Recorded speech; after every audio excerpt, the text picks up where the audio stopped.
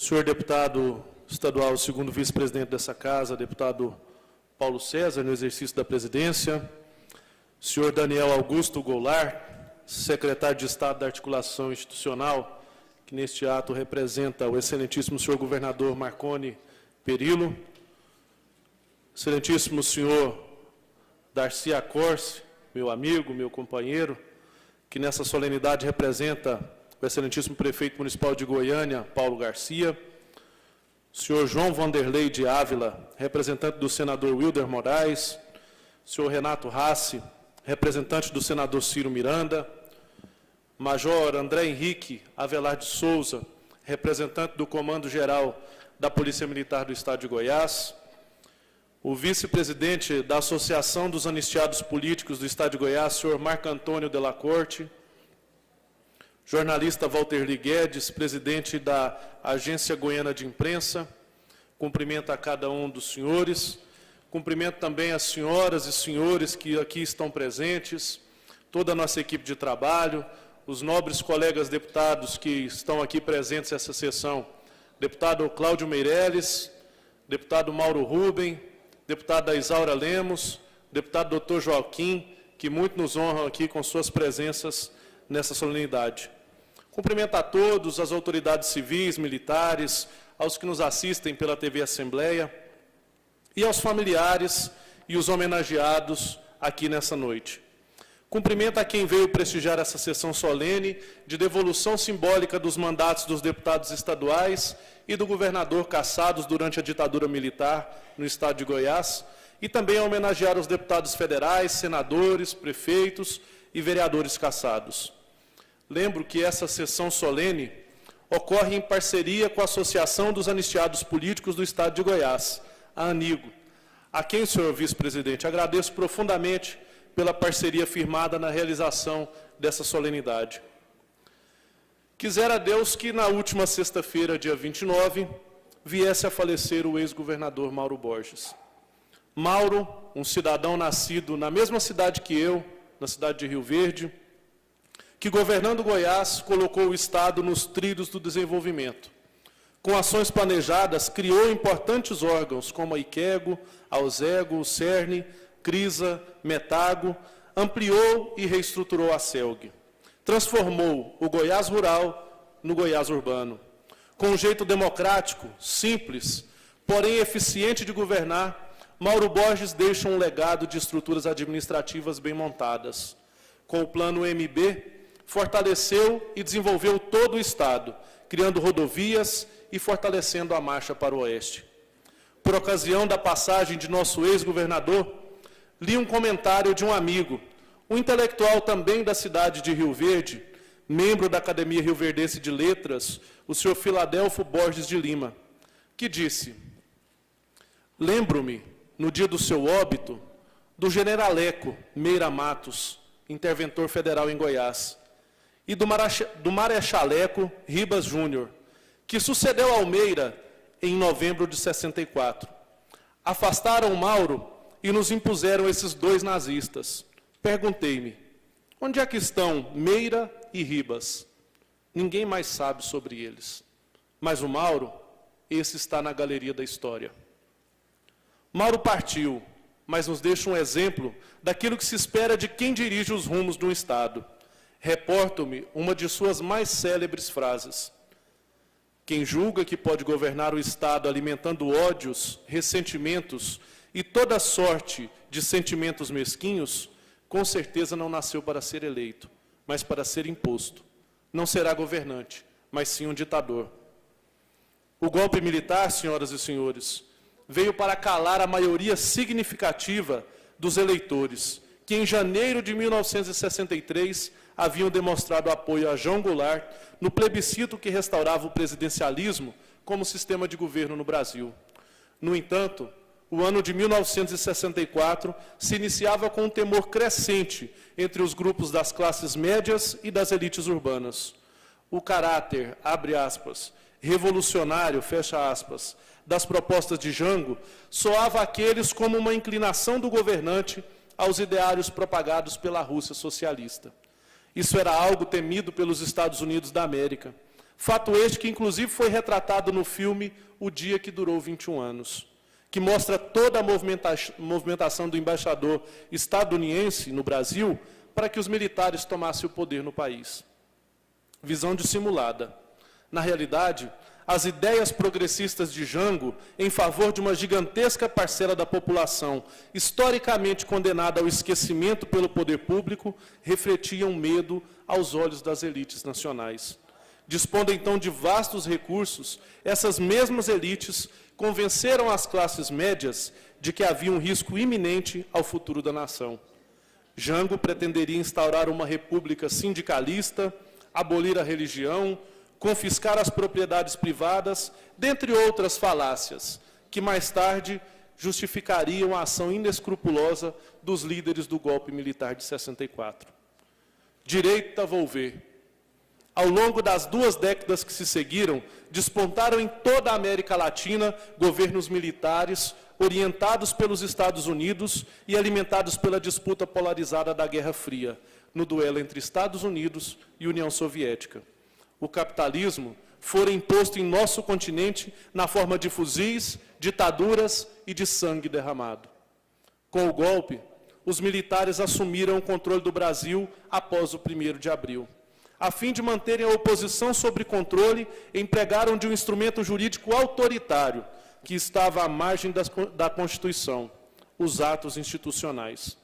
Por meio deles, cassações aos mandatos políticos, suspensões de direitos políticos, dentre os mais variados crimes contra os princípios democráticos de governo foram promovidos. Homens e mulheres, representantes da vontade popular, foram duramente torturados, mortos e alguns desaparecidos, e assim até hoje se encontram. Torturada, perseguida e marginalizada, a oposição teve a sua voz abafada.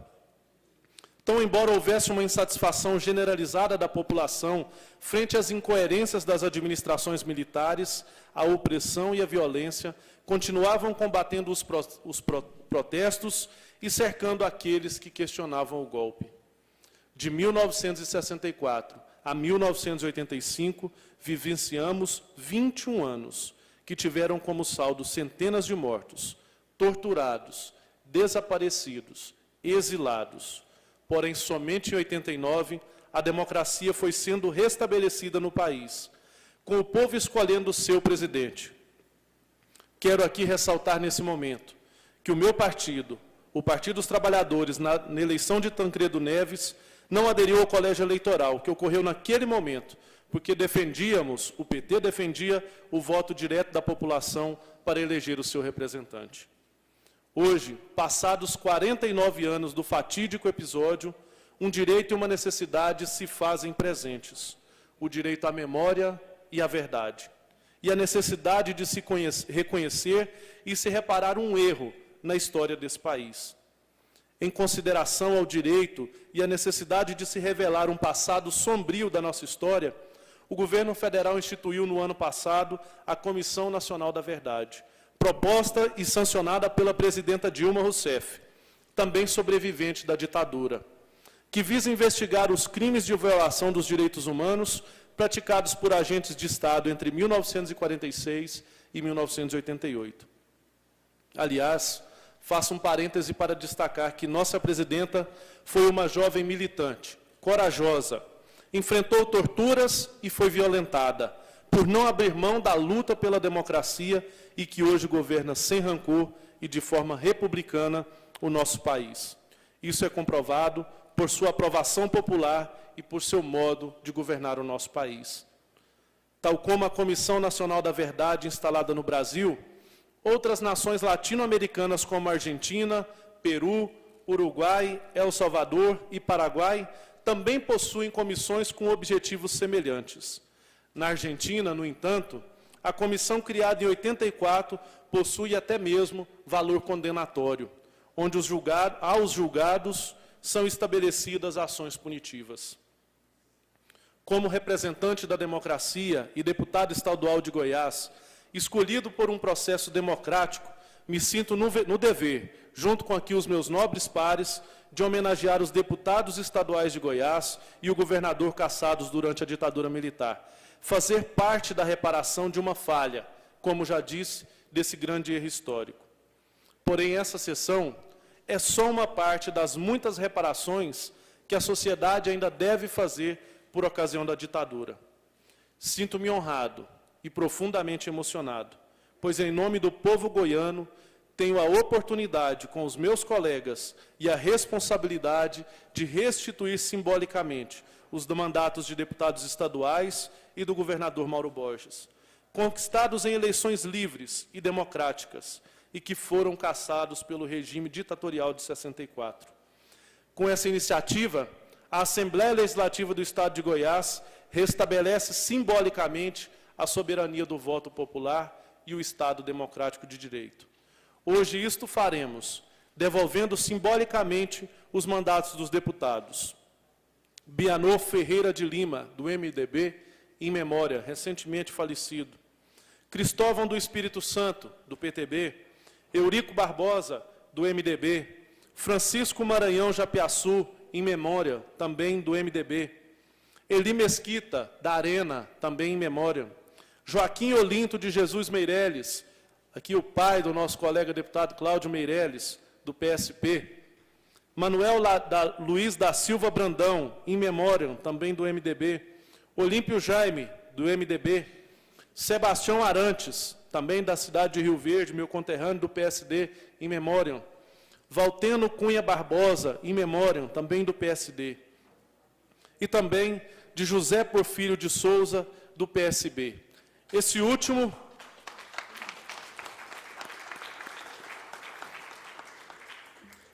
último José Porfírio, líder camponês na luta por terra em Trombas e Formoso, foi o primeiro deputado eleito do Brasil que saiu do cabo de uma enxada, sendo votado em todas as cidades goianas, e que até hoje, está desaparecido, juntamente com seu filho Durvalino, após serem torturados pelo regime ditatorial.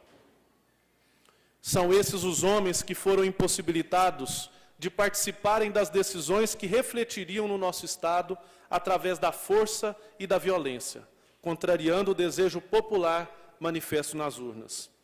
Devolveremos o mandato in memória ao ex-governador Mauro Borges Teixeira, falecido no último dia 29 de março, afastado no governo após a intervenção federal. Mauro Borges, como já citei no início, deixou importantes contribuições no nosso Estado.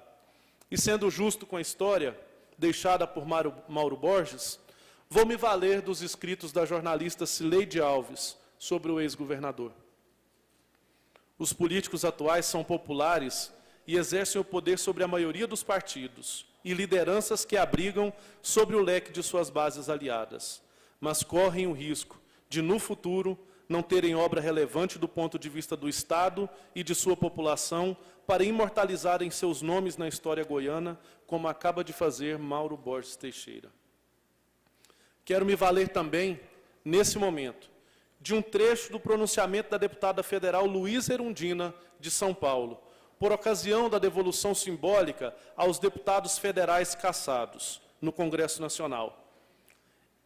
Abre aspas, esta devolução simbólica dos mandatos aos cassados pelos atuais representantes do povo nesta casa representa um gesto de elevado simbolismo político, com importante dimensão pedagógica e forte apelo à consciência política dos cidadãos e das cidadãs brasileiras, em especial os jovens, além de ser um ato de justiça e de reparação pública aos que pagaram um alto preço pela sua fidelidade à democracia, fecha aspas. É esse, sem dúvida, igualmente o nosso sentimento nessa solenidade. Nessa sessão, homenageamos ainda os deputados federais goianos que foram cassados pela ditadura. Almir Turisco de Araújo, do MDB, com 96 anos e aqui presente nessa solenidade.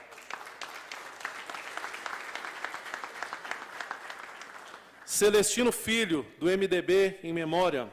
Jaime Câmara, em memória, da Arena. Paulo Campos, também rioverdense, em memória do MDB. E os senadores João Abraão Sobrinho, Pedro Ludovico Teixeira e Juscelino Kubitschek, que muitos não sabem, também senador por Goiás, os 3 em memória. Quero lembrar que, nesse período, 5 foram senadores cassados no Brasil, sendo que desses, 3 eram goianos. Na pessoa do ex-governador Iris Rezende Machado, importante e influente personalidade política do nosso Estado, cassado pelo regime militar em 1969 e forçado a abandonar a Prefeitura de Goiânia, estendo a minha homenagem a todos os prefeitos e vereadores que também tiveram os seus mandatos cassados. Aqui faço um parêntese, para também lembrar e homenagear todos os vereadores cassados nesse país, na pessoa do meu companheiro Pinheiro Salles. Vereador no estado da Bahia, foi perseguido pela ditadura, preso no Rio Grande do Sul, sofreu torturas e até hoje encontra-se aí na sua alma e no seu corpo, trazendo as marcas desse período tão infeliz da nossa história. E a todos os vereadores faço o justo reconhecimento na pessoa do meu companheiro Pinheiro Salles. A todos os nomes citados, deixo a minha profunda admiração. Os admiro porque foram fiéis aos seus ideais políticos. Os admiro porque não recuaram frente à tirania que oprimia e silenciava. Os admiro porque incomodaram. E se representavam um incômodo, representavam também a luta contra a continuidade obscura de um governo de trevas e hipocrisias à frente da nossa nação. Essa sessão é apenas parte de um processo que temos por reparar na história brasileira.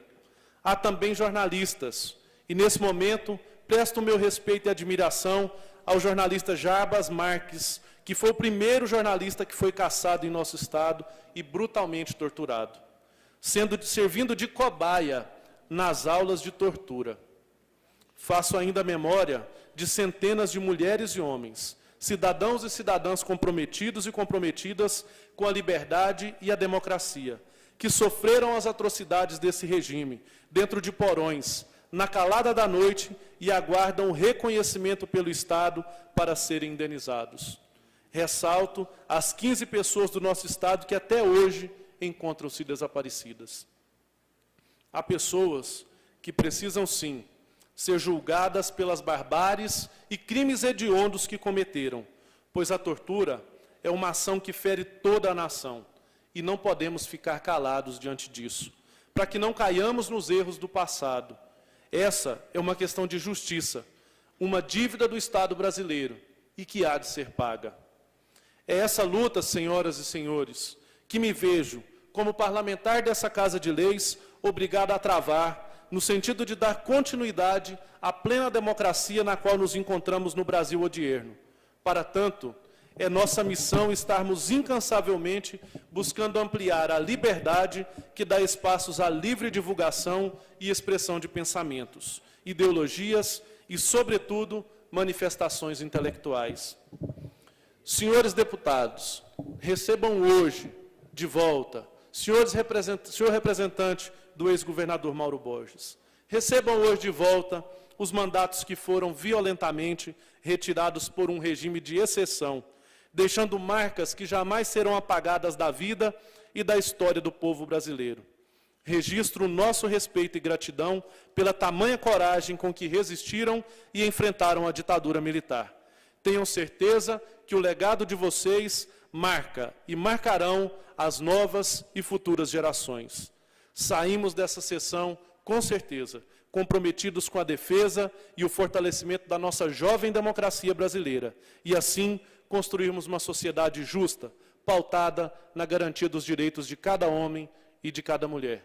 Muito obrigado e que Deus nos proteja.